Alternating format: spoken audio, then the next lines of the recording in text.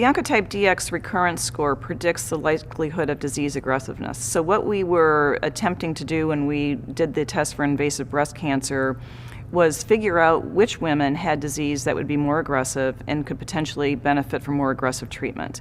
And what we discovered when we built that assay, the 21 gene assay, is not only could we predict which patients had a likelihood of their disease recurring over a 10-year period, we did subsequent studies to show that we could also predict whether or not those women would benefit from chemotherapy.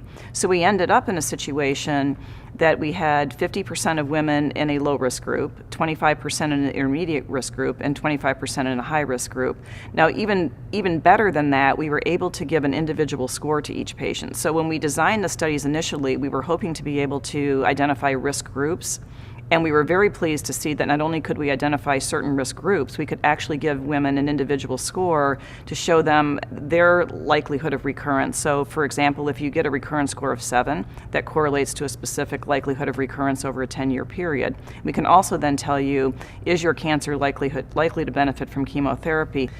One fact that a lot of people are unaware of is that in early stage breast cancer, so that is ER positive, node negative breast cancer, about 100,000 women each year diagnosed in this category.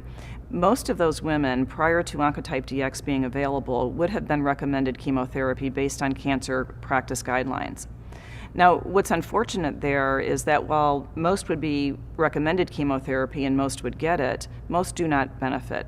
So what we know is only 3 to 4% of women with early stage breast cancer actually benefit from their chemotherapy. So we're treating 100 women to find 3 or 4 that get some benefit. And that's what we were trying to impact.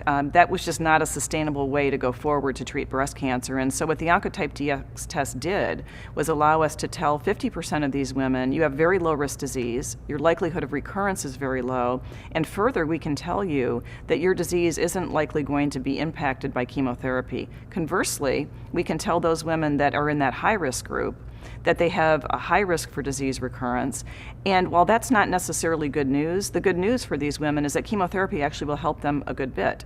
And so what we hear often from physicians is that while patients get disappointed to know that they have a high recurrence score, it's really helpful for them because they know they're getting a big bang for chemotherapy. They're willing to complete their treatment, and it's much less of an impact for them psychologically, wondering whether, am I going through this very toxic and costly treatment to no avail? And we can say, no, if you have a high recurrence score, you have high risk for recurrence, and you're getting a benefit from chemotherapy. So it's made a very big impact on treatment decision planning for patients.